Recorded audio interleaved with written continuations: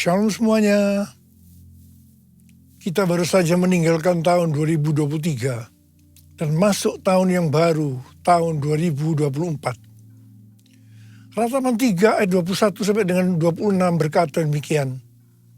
Tetapi inilah yang kuperhatikan, sebab itu aku berharap. Tak berkesudahan kasih setia Tuhan, tak habis-habisnya rahmat-Nya.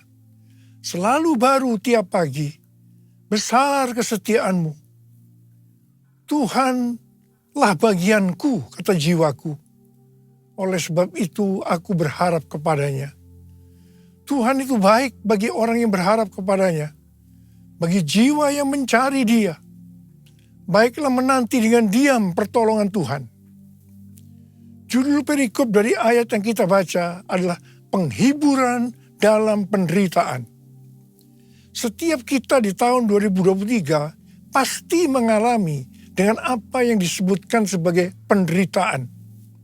Mungkin ada yang sampai putus asa atau putus pengharapan. Tetapi memasuki tahun 2024, kita harus mengubah paradigma dengan tuntunan Tuhan ini. Dalam ayat yang kita baca tadi, kita mendapatkan pelajaran yaitu pada waktu kita mengalami penderitaan, setelah kita memperhatikan apa yang Tuhan perbuat dalam hidup ini, maka kita akan mendapatkan pengertian sebagai berikut. Tak berkesudahan kasih setia Tuhan, tak habis-habisnya rahmat-Nya, selalu baru tiap pagi, besar kesetiaan Tuhan. Kita sebagai orang yang percaya harus yakin bahwa Tuhan ada di dalam kita. Roh Kudus ada di dalam hati kita. Sebab itu kita harus mengambil keputusan memasuki tahun 2024 untuk hanya berharap kepada Tuhan, tidak kepada yang lain-lain. Tuhan itu baik bagi orang yang berharap kepadanya, bagi orang yang mencari Dia. Dalam menantikan pertolongan Tuhan, kita harus menanti dengan diam, dengan sabar, sampai Tuhan menolong kita. Mazmur 119 ayat 50 berkata, inilah penghiburanku dalam sengsaraku, bahwa janji-Mu memberi aku hidup. Haleluya! Kasih Tuhan tak berkesudahan, tak habis-habisnya rahmat-Nya, selalu baru setiap pagi. Baru setiap pagi, besar setiamu Tuhan, besar setiamu, besar setiamu Tuhan, besar setiamu. Mari kita katakan bersama-sama, Tuhan, saya percaya kasih setiamu selalu baru tiap pagi, selalu baru tiap minggu, selalu baru tiap bulan, selalu baru tiap tahun.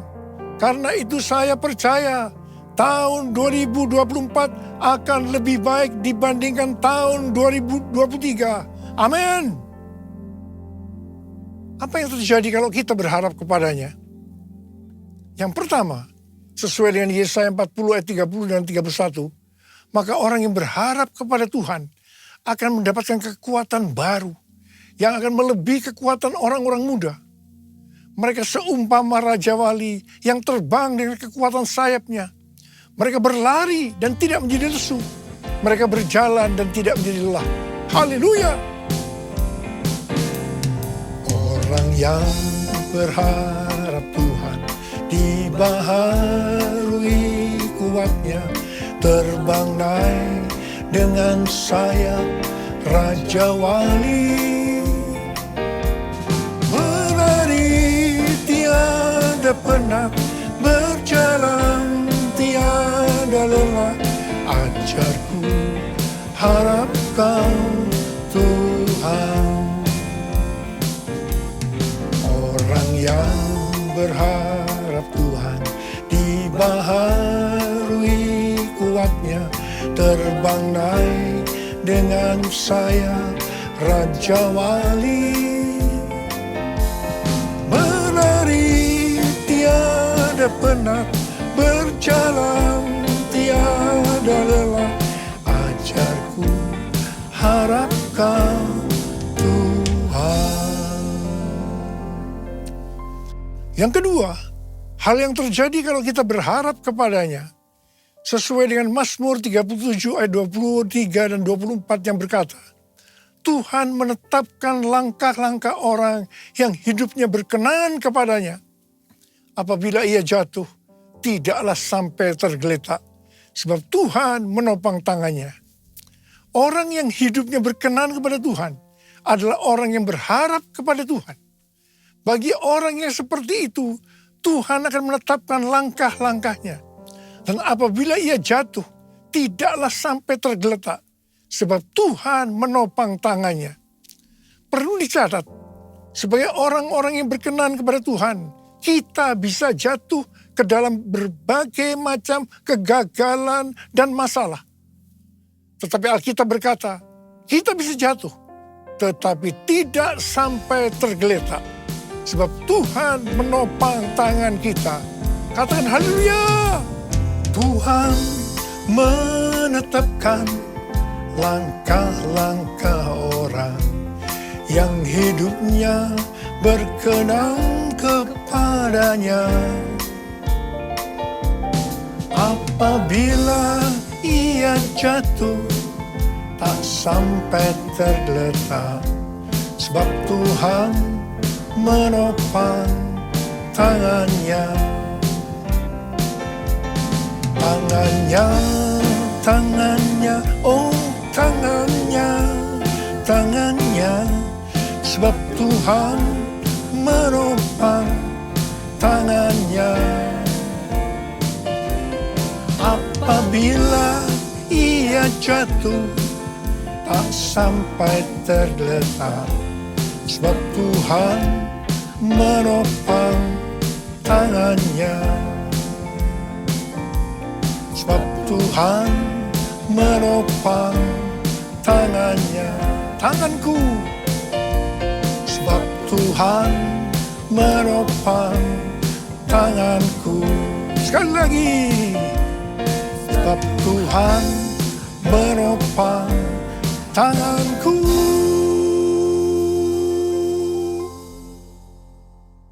Yang ketiga, hal yang terjadi kalau kita berharap kepadanya adalah sesuai dengan Yeremia 17 ayat 7 dan 8 yang berkata, diberkatilah orang yang mengandalkan Tuhan, yang mempercayakan dirinya pada Tuhan.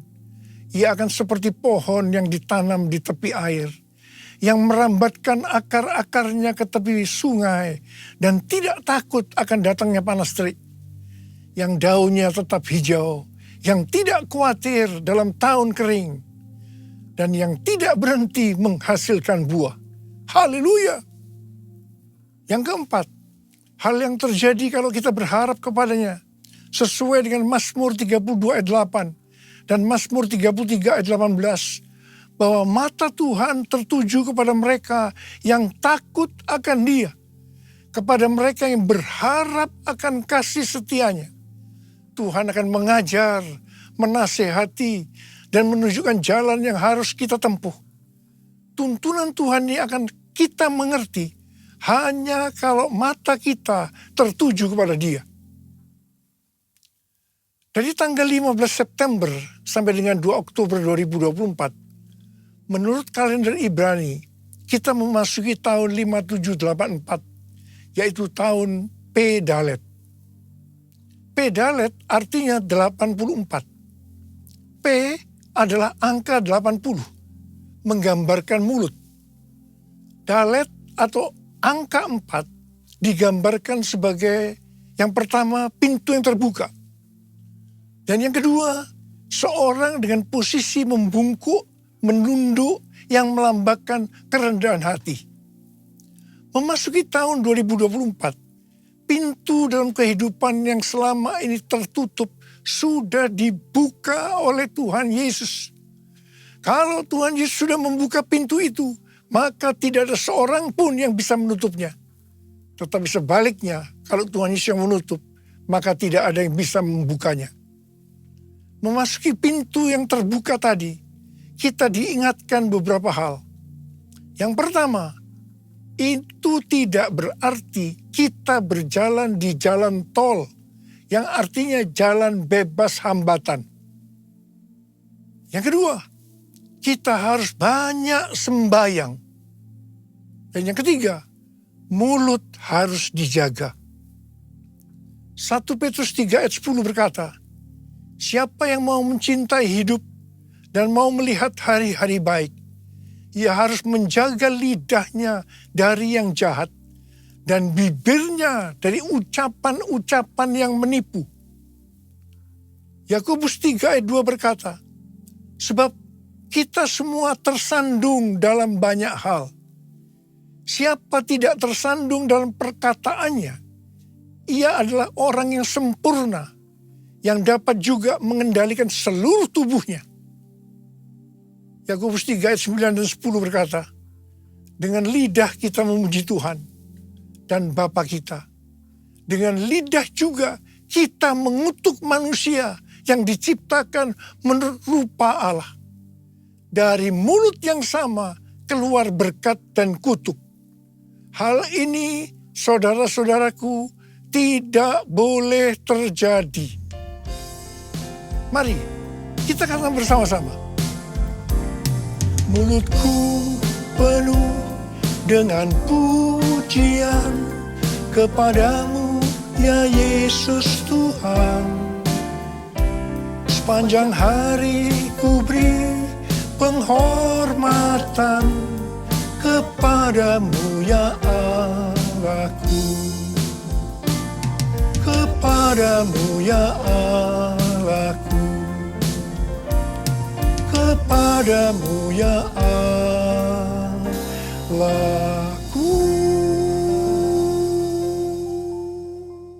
Hal yang keempat yang harus kita perhatikan untuk memasuki pintu yang terbuka adalah kita harus rendah hati.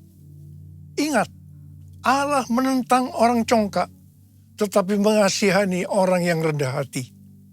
Kita baru saja memasuki tahun 2024. Tuhan memberikan tema untuk tahun 2024. Bahwa tahun 2024 adalah tahun untuk bangkit. Jadi teranglah. The year to arise and shine. Ayat emasnya adalah Yesaya 60 ayat 1 dan Imamat pasal 6 ayat 12 dan 13. Yesaya 60 ayat 1 dan 2 berkata, bangkitlah, menjadi teranglah, sebab terangmu datang dan kemuliaan Tuhan terbit atasmu. Sebab sesungguhnya kegelapan menutupi bumi dan kekelaman menutupi bangsa-bangsa. Tetapi terang Tuhan terbit atasmu dan kemuliaannya menjadi nyata atasmu. Memasuki tahun 2024, pencurahan Roh Kudus Pentakosta ketiga akan semakin dahsyat. Di tengah-tengah keadaan dunia yang semakin gelap dan kekelaman menutupi bangsa-bangsa, kita harus bangkit dan menjadi terang. Sama seperti bangsa Israel telah menerima terang Tuhan dan memiliki tugas untuk menjadi terang. Demikian juga gereja yang mengalami perjumpaan dengan terang Tuhan, yaitu Yesus Kristus, memiliki tugas untuk menjadi terang dunia, agar semua orang, everyone, datang kepada terang Tuhan. Sebagai contoh, Saulus, penganiaya jemaat, yang berjumpa dengan terang, berubah menjadi Paulus, pemenang jiwa. Apa artinya menjadi terang? Yang pertama, menjadi terang artinya mengikut Kristus yang adalah terang dunia. Yang kedua, menjadi terang artinya menjadi serupa dengan Kristus dan menghasilkan perbuatan baik. Yang ketiga, menjadi terang artinya hidup dalam kasih. Yang keempat, menjadi terang artinya hidup berjaga-jaga. Yang kelima, menjadi terang artinya hidup bijaksana dan berintegritas. Yang keenam, menjadi terang artinya hidup dipenuhi dengan pengetahuan tentang kemuliaan Allah. Yang ketujuh, menjadi terang artinya hidup benar dan adil. Sesuai dengan Yesaya 60 ayat 3 sampai 7. Pada saat kita menjadi terang karena api Pentakosta ketiga turun dengan dahsyat. Hal-hal inilah yang akan terjadi. Yang pertama, bangsa-bangsa akan datang berduyun-duyun kepada terangnya. Dan mereka akan percaya dan mengenal Tuhan Yesus. Haleluya. Yang kedua, kekayaan bangsa-bangsa akan datang.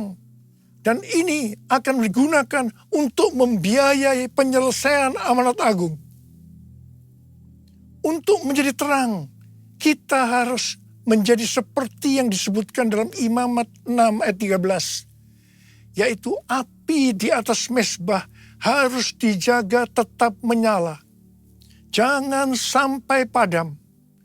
Api harus dijaga tetap menyala siang dan malam. Bagian Tuhan memberi api. Bagian kita menjaga agar api itu tetap menyala. Kita harus menjadi terang siang dan malam. Ada 3 jenis api. Yang pertama, api doa pujian penyembahan. Api harus tetap menyala siang dan malam. Ini melambangkan penyembahan di Pondok Daud. Ini sebenarnya menggambarkan pola penyembahan di sorga. Kita yang nanti akan masuk sorga harus melatih diri mulai sekarang untuk melakukan penyembahan surgawi. Yang kedua, api Roh Kudus. Dalam 1 Tesalonika 5 ayat 19. Janganlah padamkan roh. Api Roh Kudus sangat kita butuhkan supaya roh kita terus menyala-nyala untuk melayani Tuhan dan melakukan kehendak-Nya. Janganlah kerajinanmu kendor. Biarlah rohmu menyala-nyala dan layanilah Tuhan. Haleluya. Yang ketiga, api kasih. Kasih antara mempelai laki-laki dan perempuan dalam Kidung Agung 8 ayat 6 dan 7 digambarkan seperti api. Bahkan seperti nyala api Tuhan. Api kasih kepada Tuhan harus dijaga agar selalu dalam kondisi mengalami api kasih mula-mula. Visi tahun 2024 merupakan kelanjutan dari visi tahun 2023. Tema tahun 2023, bangkit, jadilah pemenang. Ini lebih banyak bersifat ke dalam oleh karena kemenangan bersifat personal. Tema tahun 2024, bangkit, jadi teranglah. Ini lebih bersifat keluar. Karena menjadi terang itu kepada banyak orang di luar dari orang itu sendiri. Ini tidak mungkin terjadi sebelum kita mendapatkan kemenangan secara personal. Bangkitlah, terangmu sudah datang. Bangkitlah, terangmu sudah datang. Kemuliaan Tuhan telah terbit. Kemuliaan Tuhan telah datang. Kemuliaan Tuhan telah terbit atasmu. Bangkitlah, terangmu sudah datang. Bangkitlah, terangmu sudah datang. Kemuliaan Tuhan telah terbit.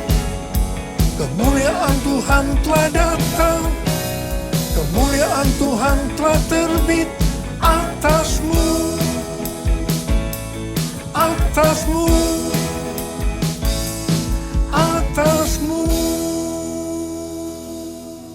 Pastor D adalah seorang nabi yang selalu mendoakan saya sudah lebih dari 3 tahun.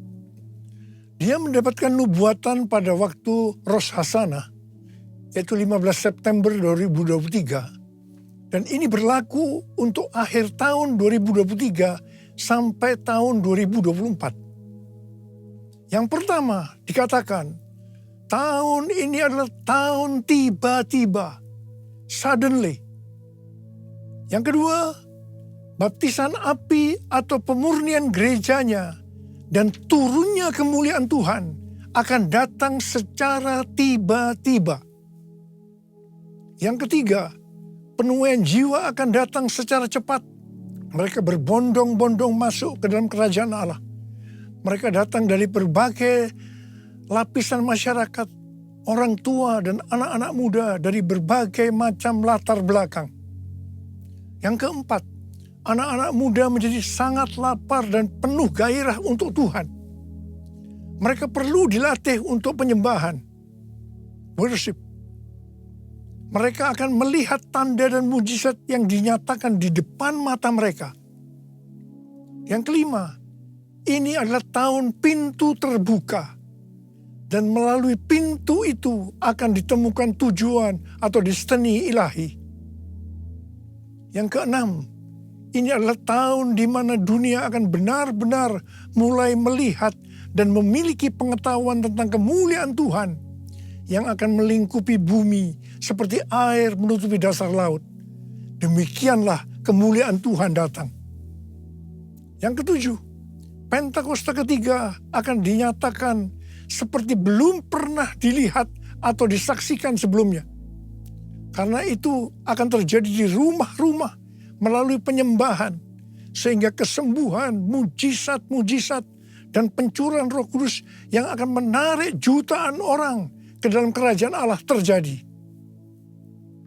Sama seperti para penyembah selalu dipanggil untuk memimpin jalan dalam pertempuran, demikian pula para penyembah akan mempersiapkan jalan bagi Tuhan. Hamba-hamba Tuhan, kenabian dan kerasulan akan bekerja bersama-sama dengan Kristus sebagai batu penjuru. Para nabi akan menubuatkan tentang kedatangan Tuhan. Dan rasul-rasul penyembahan akan mempersiapkan rumah-rumah. Dan kemuliaan Tuhan akan memenuhi tempat ibadah, umat, rumah-rumah. Yang kedelapan, goncangan secara natural dan spiritual akan terjadi. Yang kesembilan, akan terjadi peningkatan gempa, letusan gunung berapi, tanda-tanda di langit.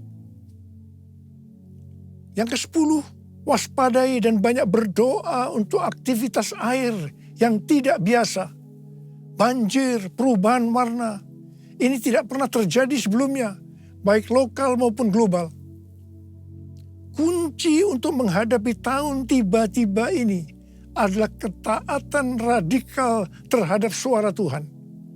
Seperti pada zaman Nuh, demikian pula akan terjadi pada saat kedatangan anak manusia. Nuh berjalan bersama Allah, maka kita juga harus melakukannya. Ada berapa banyak di antara saudara yang akan berkata, tahun 2024 saya akan berjanji untuk taat secara radikal terhadap suara Tuhan. Angkat tangan saudara. Mari kita katakan bersama-sama. Bagi Allah selama-lamanya. Bagi Allah selama-lamanya. Bagi Allah selama-lamanya. Amin. Bagi Allah, bagi Allah selama-lamanya. Bagi Allah selama-lamanya. Bagi Allah selama-lamanya. Amin. Mari kita berbahasa roh. Berbahasa roh. Mari kita berbahasa roh. Berbahasa roh.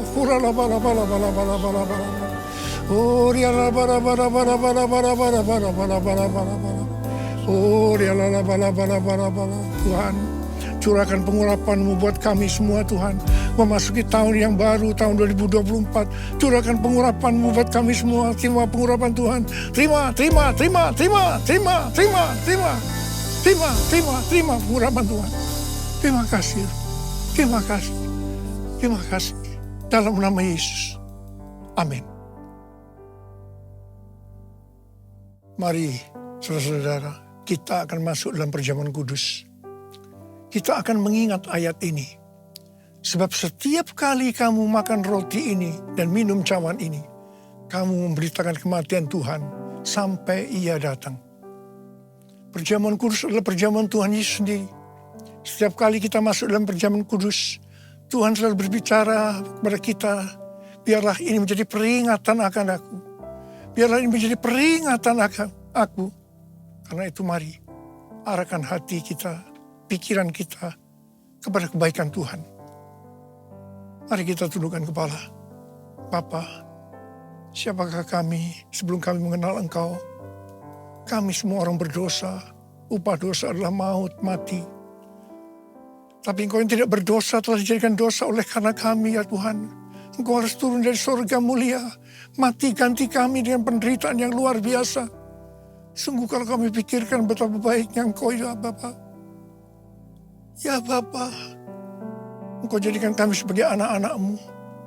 Engkau tuntun, Engkau bela, Engkau lindungi, Engkau berkati.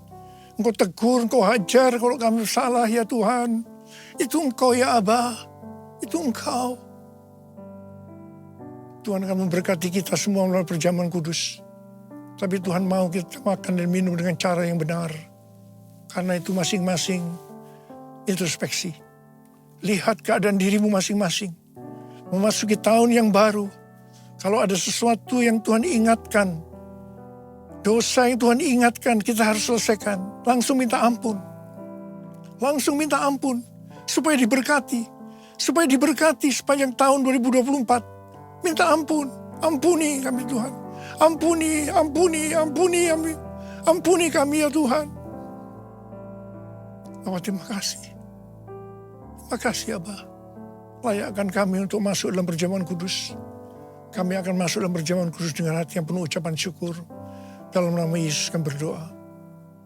Amin. Sekarang mari. Angkat roti di tangan kanan kita tinggi-tinggi. Sebab apa yang telah kuteruskan kepadamu telah aku terima dari Tuhan. Yaitu bahwa Tuhan Yesus pada malam waktu Ia diserahkan mengambil roti. Dan sesudah itu Ia mengucap syukur atasnya. Ia memecah-mecahkannya dan berkata, inilah tubuhku yang diserahkan bagi kamu. Perbuatlah ini menjadi peringatan akan aku. Saudara dikasih Tuhan, bukankah roti yang kita pecah-pecahkan ini adalah persekutuan kita dengan tubuh Kristus? Mari kita makan dalam nama Yesus.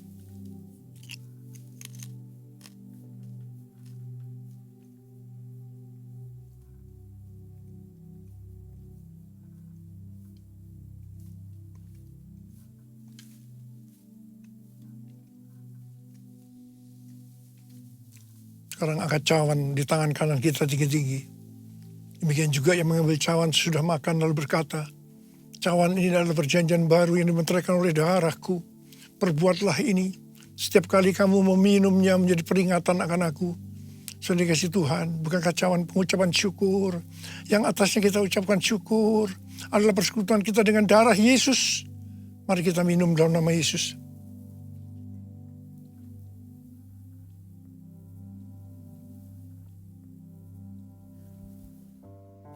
Mari, angkat tangan kita.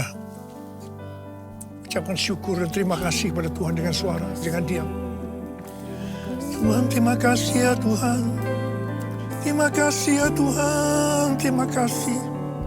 Terima kasih ya Tuhan. Terima kasih ya Tuhan.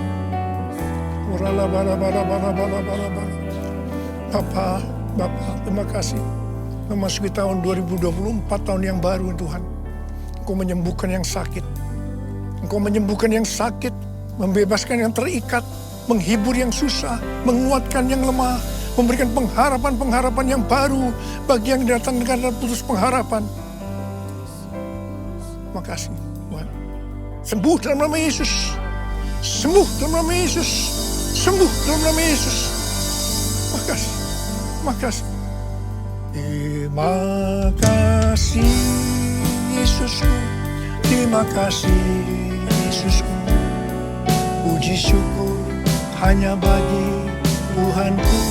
Terima kasih Yesusku, terima kasih Yesusku. Puji syukur hanya bagi Tuhanku. Terima kasih. Terima kasih Yesusku, terima kasih Yesusku. Puji syukur hanya bagi Tuhanku. Terima kasih Yesusku, terima kasih Yesusku. Puji syukur hanya bagi Tuhanku. Puji syukur hanya bagi Tuhanku. Puji syukur hanya bagi Tuhanku.